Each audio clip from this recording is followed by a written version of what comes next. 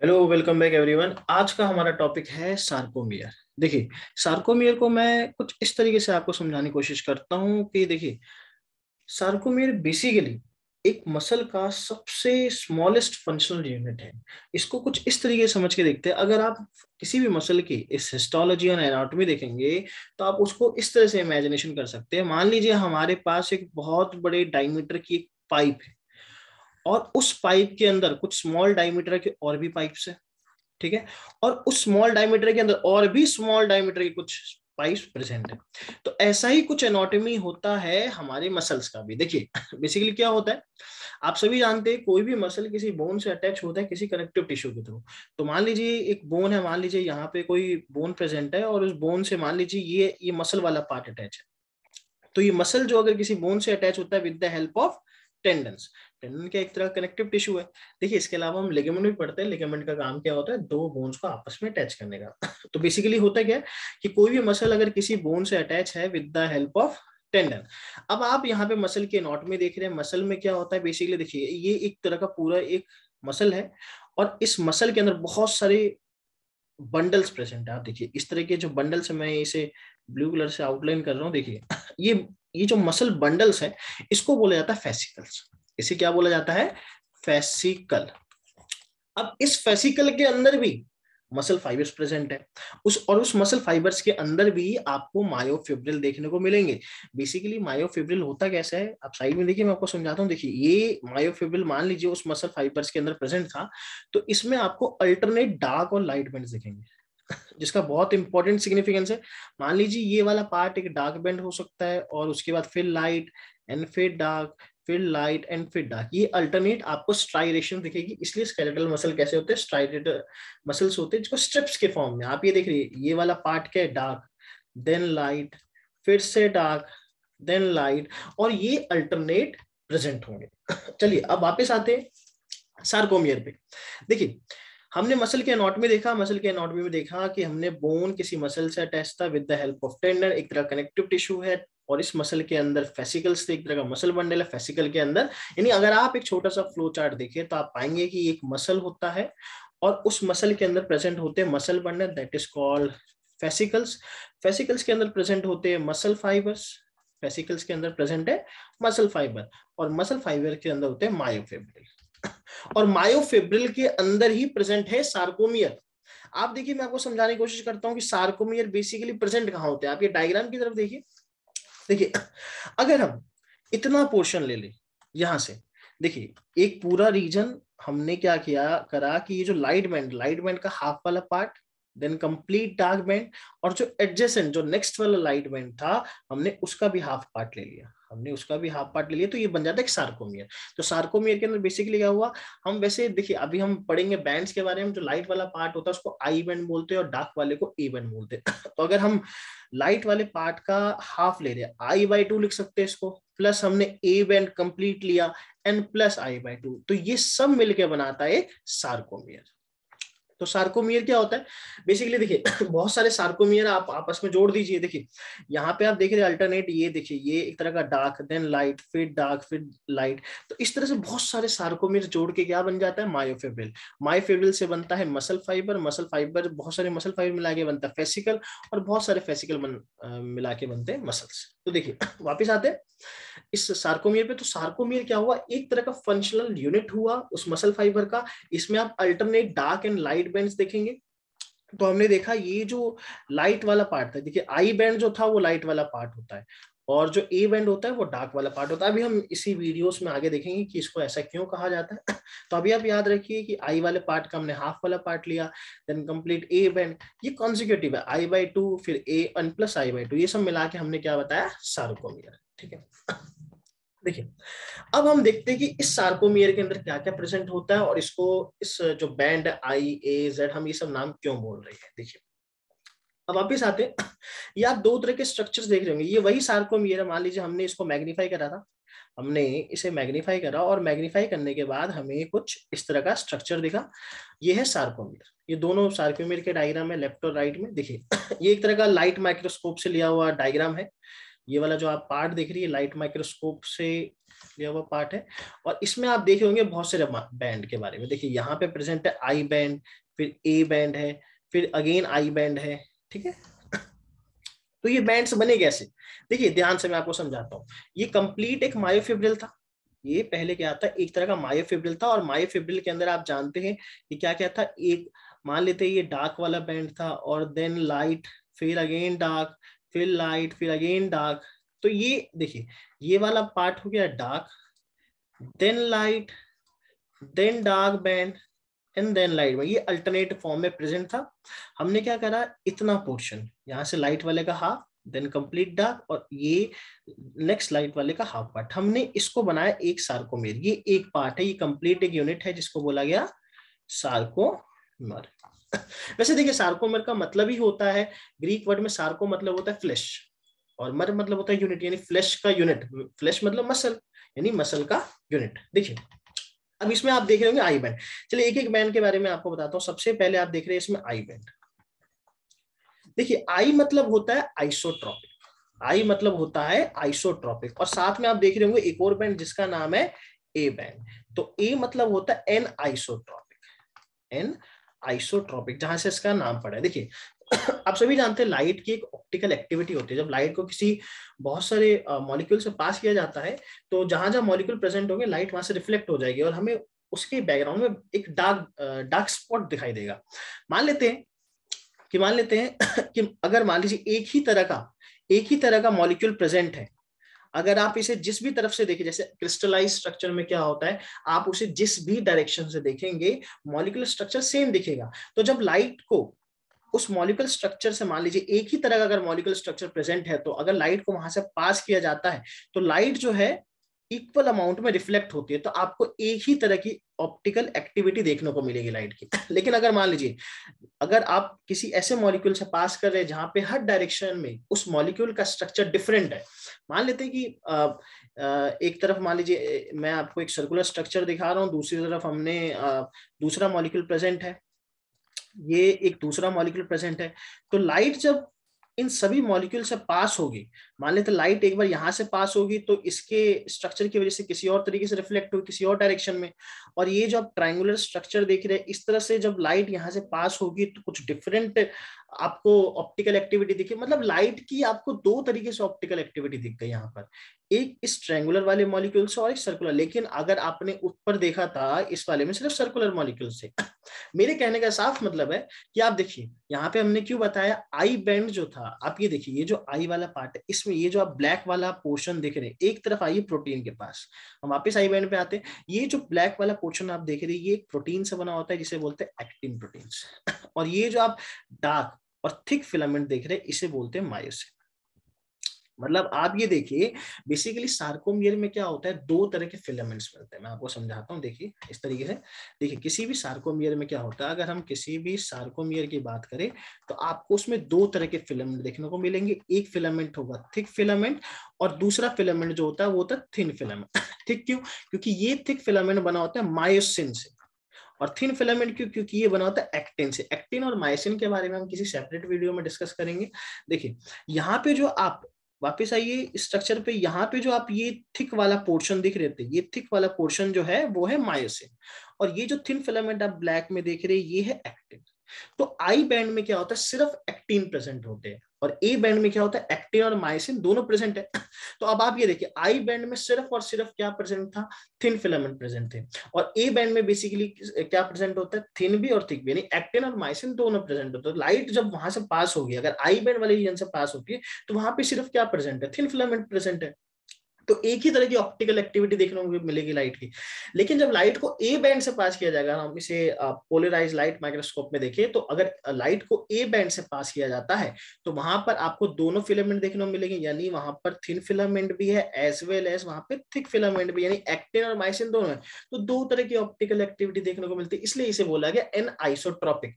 और आइसो और जो दूसरा बैंड था उसे हमने बोला आई बैंड, यानी वहां पे सिर्फ और सिर्फ क्या प्रेजेंट था, वहां पे सिर्फ प्रेजेंट था आपका कौन सा filament, thin filament, that is actin. तो एक ही तरह की ऑप्टिकल एक्टिविटी थी, इसलिए हमने आई बैंड को बोला आइसोट्रॉपिक और ए बैंड को बोला एनाइसोट्रॉपिक। अब देखिए यहाँ पे कुछ और चीजें प्रेजेंट है।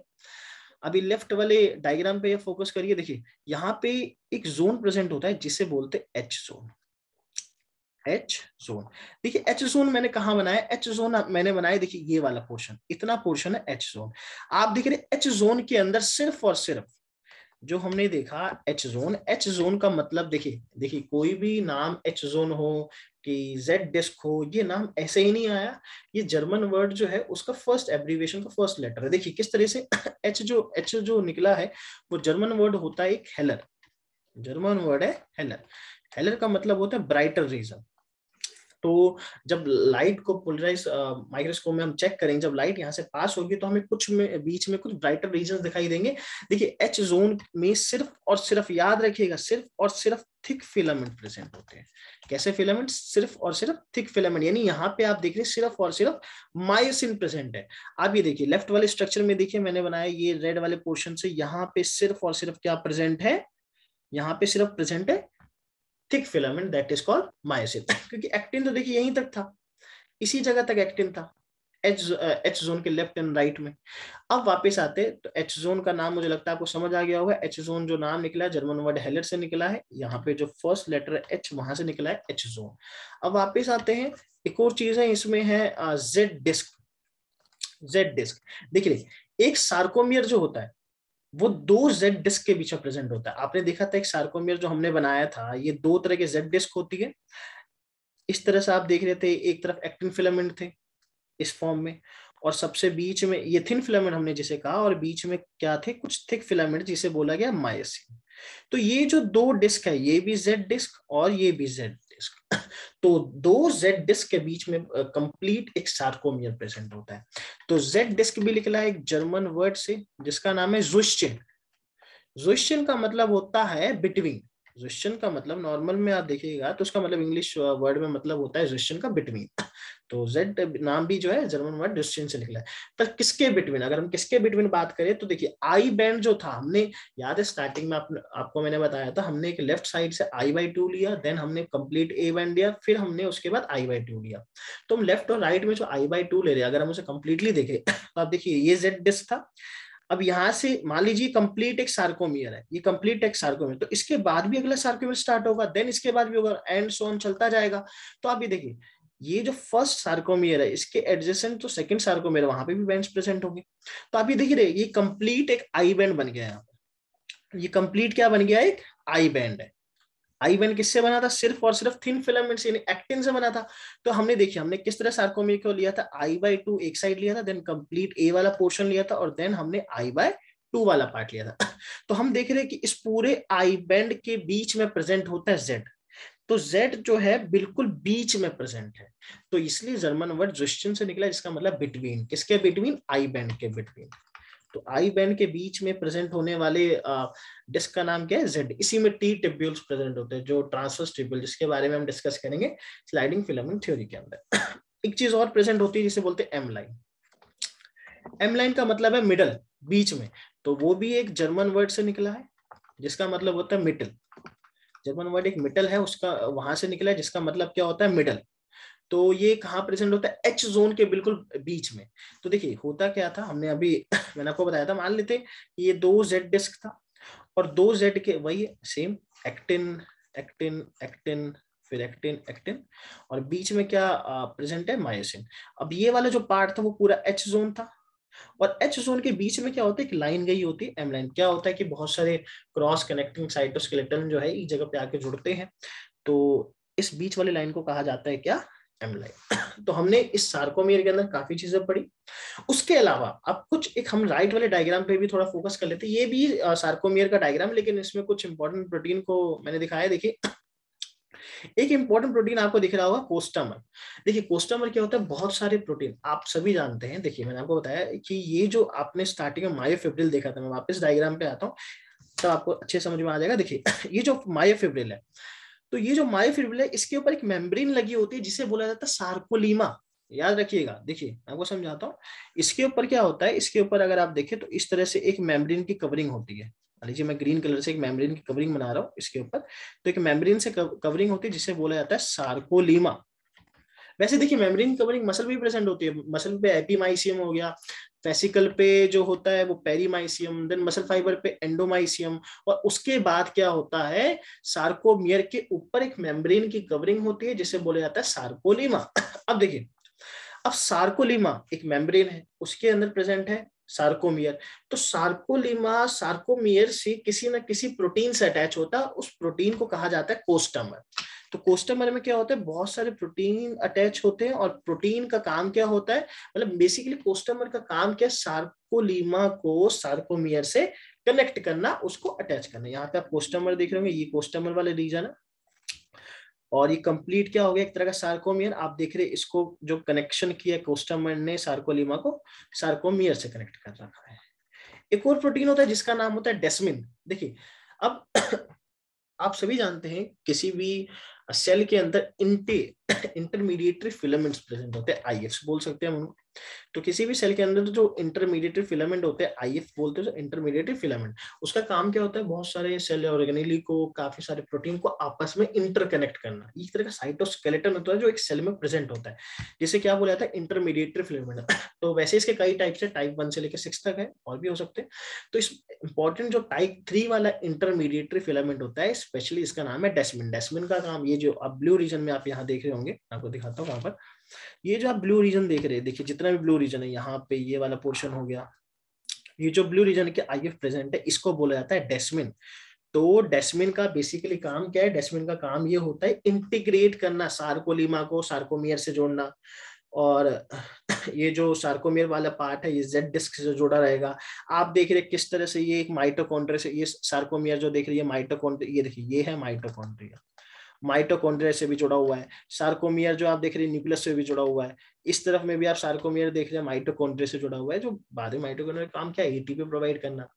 क्योंकि सार्कोमियर जब कॉन्ट्रैक्ट करेगा, रिलैक्स करेगा, तो बेसिकली इसमें होता है क्या है, केमिकल एनर्जी ही बाद में जाके मैकेनिकल एनर्जी में चेंज होती है, जो एटीपी हाइड्रोलिसिस होगा, जिसके बारे में और हम अच्छे से डिस्कस करने वाले हैं स्लाइडिंग फिलामेंट थ्योरी के अंदर।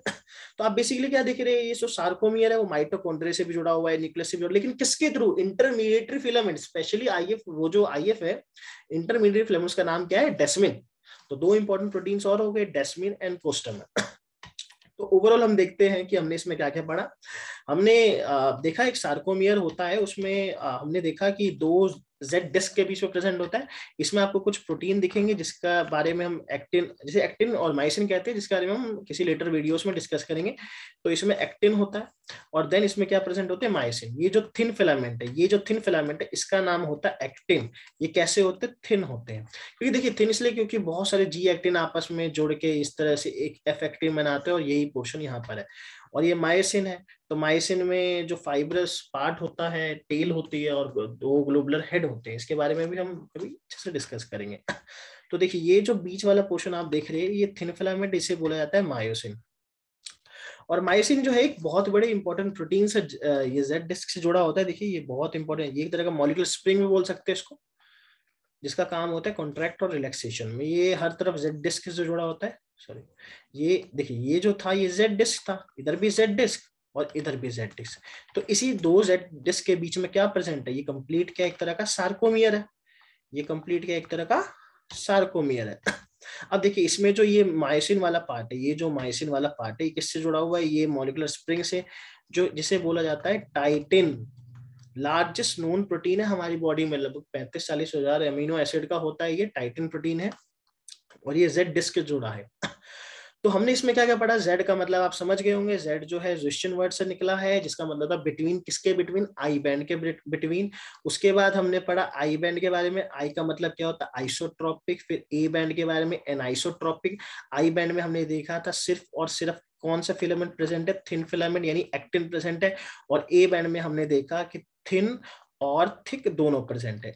किस तरह से, देखिए ये कंप्लीट जो था यहां से यहां तक जो था, ये ए बैंड था, और इतना पोर्शन जो था वो क्या था, आई बैंड था। आप देख रहे हैं कि इस ए बैंड के अंदर, ए बैंड के अंदर क्या हो रहा है, ये थिन वाला पोर्शन भी आ जा रहा है, और ये थिक वाला पार्ट भी आ रहा है। तो थिन वाला एक्टिन और माइसिन दोनों आ रहे हैं, तो इसलिए लाइट के दो ऑप्टिकल एक्टिविटी शो होती है, इसलिए इसे एनाइसोट्रॉपिक, और इसमें लाइट की एक सिंगल ऑप्टिकल एक्टिविटी शो होगी, आई बैंड। सिर्फ और सिर्फ इसमें कौन सा पार्ट प्रेजेंट है, इतना पार्ट, सिर्फ और सिर्फ थिन फिलामेंट वाला पार्ट। तो ये हुआ सार्कोमियर के बारे में। इससे रिलेटेड अगर आपको कोई भी डाउट है तो आप इसे कमेंट में लिख सकते हैं।